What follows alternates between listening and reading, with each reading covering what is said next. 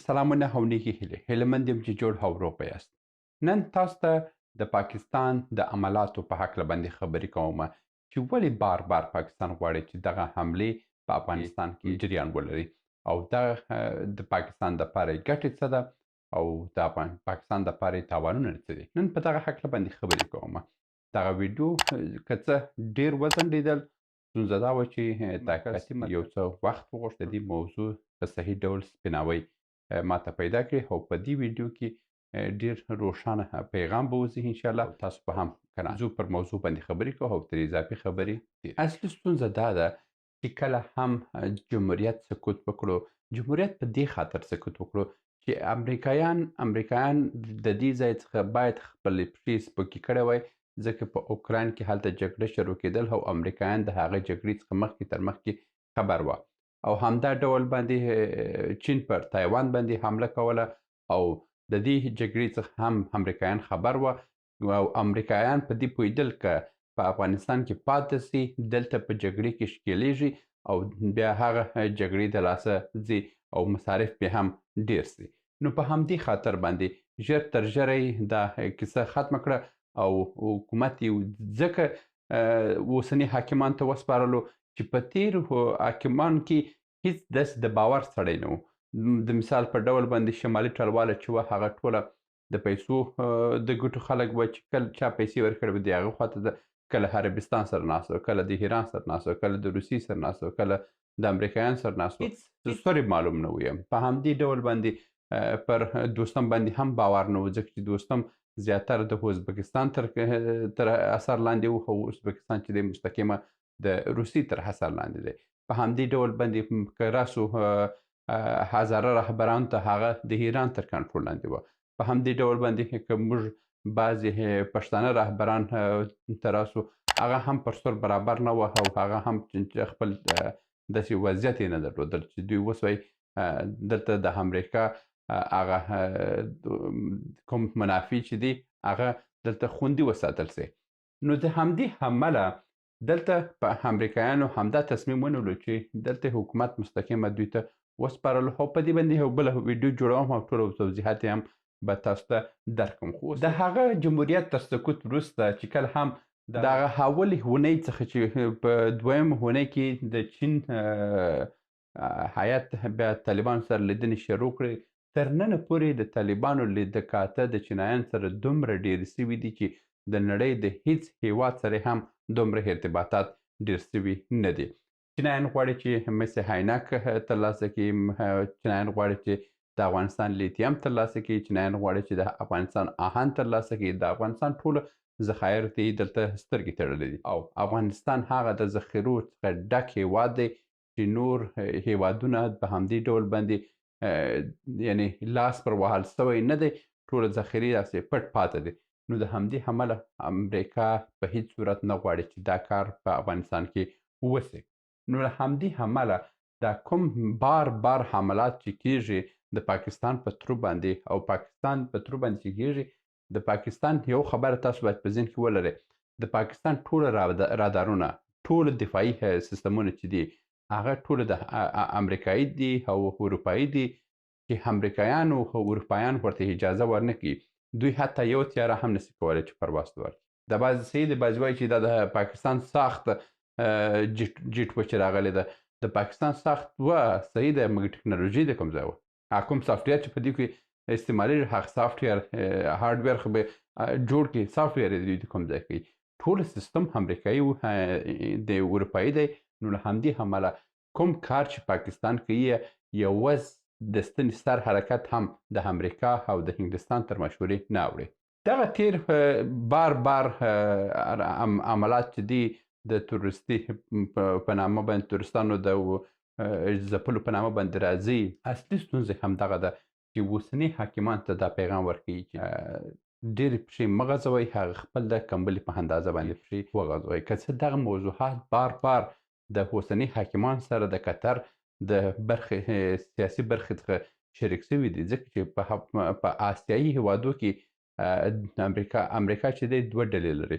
قطریان چې دي د دوی سیاسي او ډیپلوماټیک برخې مخته وړي او پاکستان کرایه سوی پوځ چې دی، اجیر پوځ چې دی، هغه بیا د امریکا او د انګلستان هغه مرګونې پروژې مخ ته وړي چې تر اوسه پورې په میلیونونو انسانان یې وژلي دي او حتی هغه کوم نفوس چې په پاکستان کې پروت دی پر هغه هم صرفه کړې نه ده، په هیڅ یو صرفه نه کوي، ځکه چې د امریکا په ډالر په مقابل کې دوی هر څه کوي. نو دا یو روښانه پیغام اوسني حاکم ته ووایه چې د چین سره خپل قراردادونه، خپل ارتباطات لږ کم کړه، لږ نه چې بیخي مکمله بند کړه. په همدې ډول باندې د روسان سره راکړه ورکړه د اوسني حاکم ډېره سوې ده. دلته یو پیغام ورته ورکول سو. بل د امریکا ګټه په د دې کار څخه بل څه ګټه وه. بل ګټه دا ده چې په تېره اونۍ کې چینایان د پاکستان اوسني صدر اعظم سره یې لیدنه کړې ده او دغه لیدنه هم د مارچ په 13مه سوې ده، یعنې دا څو ورځې، یعنې دا یوه اونۍ مخکې سوې ده. نو په دې لیدنه کې د چینایانو پر سټیپک باندې خبرې کړې دي چې باید سټیپک بیرته شروع سي، چاینا پاکستان اکنامیک کوریډور دا باید شروع سي. اوس امریکایان څه غواړي باید وکړي؟ امریکایان غواړي چې دا سیمه نه حمله کړي. د مثال په ډول باندې د سټیپک پروژې چې ده په همدې ډول باندې راځي چې یو لاره یې په دې ډول باندې ده او بل لاره یې بیا په دې ډول باندې په دې ډول باندې پر اسلام آباد او په لاهور باندې هم راځي. اوس خبره دا ده چې د اوسني برید سره یو خو افغانستان حاکمان ته خبرداری ورکړو، د بل طرفه دغه سیمه مکمله نه حمله کیږي، ځکه چې امریکایان په دې پوهیږي چې چینایان په هیڅ ډول باندې د دې پروژې څخه لاس نه اخلي.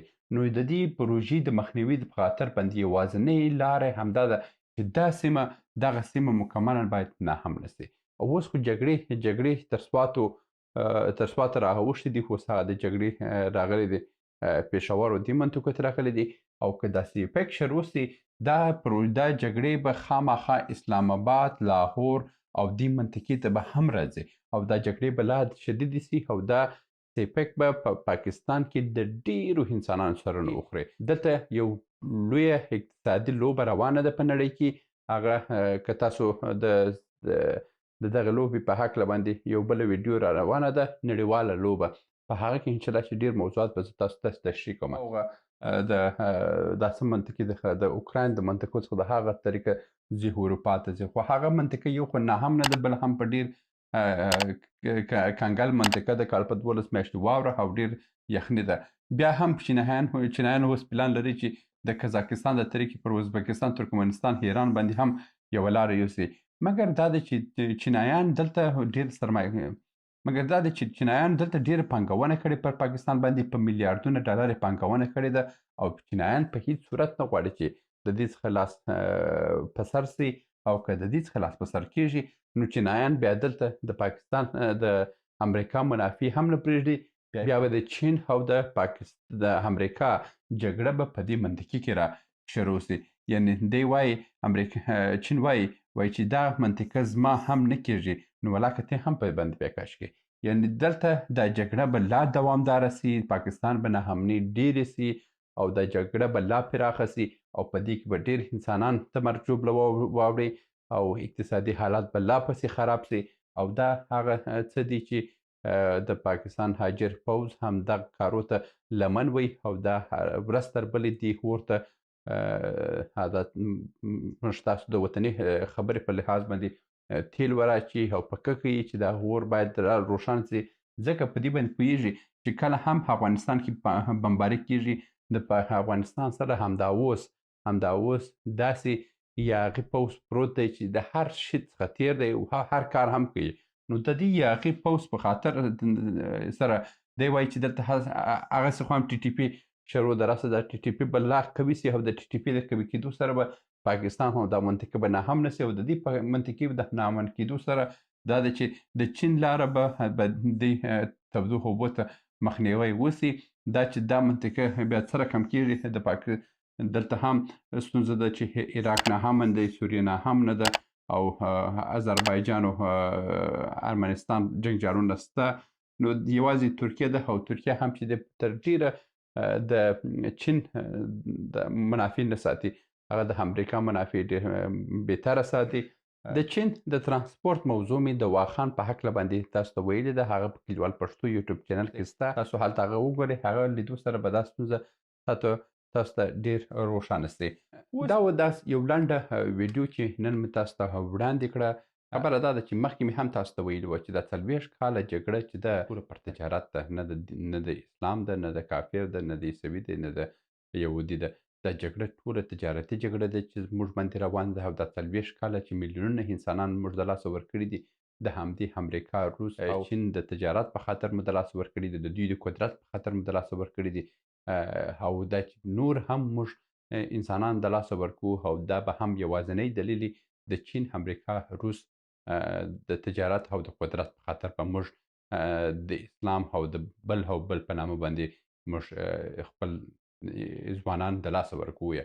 بهترین لار همدا ده چې زموږ هیوادوال باید لږ ځانونه سره پوه کړي، او دغه سیاسي موضوعاتو کې ځانونه ښکیل وساتي. دا کوم بمباریان چې کېږي، کوم حملات چې کېږي مثلا په افغانستان، پاکستان، دا هدف دا نه دی چې هلته هغه نفر یو نفر ټارګټ کړي او بالکل هماغه د دې سره ډېر نور پیغامونه دي چې ستر هیوادونه، ستر قوتونه غواړي چې همدا درېیمه طبقې هیوادونه ته ورسوي چې خپل ځان کنټرول کړي، خپل ترکمبلي وغځوي، اضافه مه غځوي.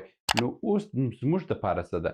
زموږ دپاره دا ده چې موږ په لومړی قدم کې خپل مکتبونه فعال کړو، خپل هیوادوالو ته زده کړه ورکړو، او په دې موضوعات تر څو چې موږ مکتب دروازه خلاص کړې نه اوسي، تر څو چې موږ پوهنتون دروازه خلاص کړې نه اوسي، تر څو چې موږ خپل ځوانانو ته د اوسني علم او د اوسني سیاست په هکله باندې خبرې کړې نه اوسي، موږ به بار همدغسې استعمالیږو او همداسې به وژل کېږو. دا و د نن ورځې موضوع. هیله مند یم چې تاسو ته به یو څه روښنایي درکړه سوې اوسي. تر بیا مو په الله